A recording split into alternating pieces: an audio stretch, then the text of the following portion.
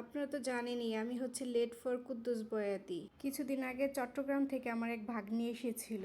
তো তার সাথে যে অনেকটা সময় কাটিয়েছি সেটাই আজ আপনাদের কাছে শেয়ার করব। সে কিন্তু বরাবর নিরামিষ, তার জন্য আমি কি রান্না করব, সে কি খায় সেটাই আমি আজও পর্যন্ত বুঝতে পারলাম না। তার সাথে পরিচয় প্রায় আমার 15 বছর। সে কি পছন্দ করে আমি কেন তার মাও আজও পর্যন্ত বুঝলো না।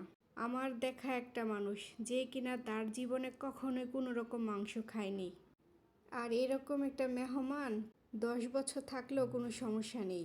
তো আমি তাকে জিজ্ঞেস করলাম সে কি দিয়ে ভাত খাবে। সে আমাকে বলল 2 রকমের ভর্তা, শুটকি মাছের ভর্তা আর হচ্ছে রসুনের ভর্তা, আর সাথে হচ্ছে খুদের ভাত। তাও নাকি সে আজ নিজের হাতে রান্না করবে। আজ আমার ছুটি। এটা শুনে তো আমি মহা খুশি, কারণ আমিও চাই একটু ছুটি পাওয়ার জন্য রান্নাঘর থেকে। ছুটির কথা বললেই কি আমরা মেয়েরা কখনো রান্নাঘর থেকে ছুটি পাই? কখনোই না। তাই নিজের মতো একটু কিছু রান্না করলাম। তো আমি আমার মতো করে কিছু রান্না করে নিচ্ছি। পটল ভাজা করে নিলাম, তারপর লাউ চিংড়ি বসিয়ে দিলাম, আর এখানে তেলাপিয়া মাছ ভাজা করে নিচ্ছি। জানি না সে খাবে কি না, তারপরে করে নিচ্ছি নিজের মনের সান্ত্বনা হিসেবে। কারণ সে প্রায় 1 বছর পর আজ আমার বাসায় এসেছে। আমারও তো ইচ্ছে করে তাকে ভালো মন্দ কিছু খাওয়ানোর। আর সে থাকবেও একদিন আমার সাথে।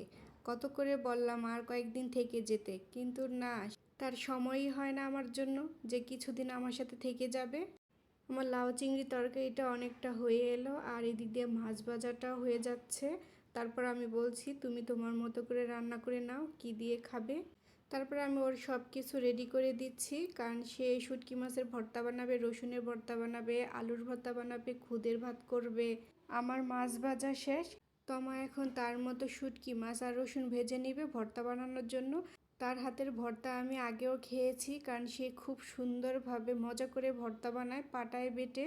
আমারও তো ইচ্ছে করে তার হাতের রান্না খেতে। তো এখানে ভর্তা বানানো শুরু করে দিল। প্রথমে আলুর ভর্তা বানাচ্ছে। এই দেশি আলুগুলোর ভর্তাও অনেক মজা, আর সে বানালে তো আরও বেশি মজা হয়। তারপর শুরু করে দিল পাটায় বানানোর ভর্তা। পাটায়ও নাকি আগে রসুনের ভর্তাটা বানিয়ে নিবে। প্রথম শুটকি মাছের ভর্তা বানালে নাকি পরে রসুনের মধ্যে গন্ধ যাবে, তাই প্রথমে রসুনের ভর্তা বানাচ্ছে।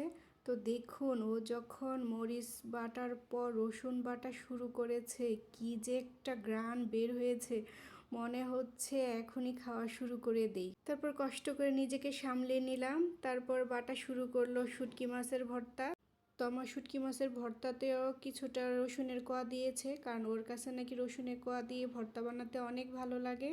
দেখুন শুটকি মাছের ভর্তাটা যে কি লোভনীয় লাগছে। তোমাকে বললাম তাড়াতাড়ি করো, আমার খিদে লেগে গেছে।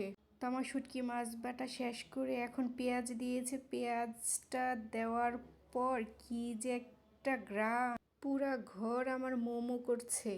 তারপর আর কি, আমি আর অপেক্ষা করতে পারছি না, সব কিছু রেডি করে নিলাম খাওয়ার জন্য। সবাই একসাথে খাবো বলে সব কিছু গুছিয়ে নিলাম। খুদের ভাত, পটল ভাজা, তার মাছ ভাজা, লাউ চিংড়ি, ডাল, পটলের ভর্তা, রসুনের ভর্তা, আলুর ভর্তা আর শুটকি মাছের ভর্তা।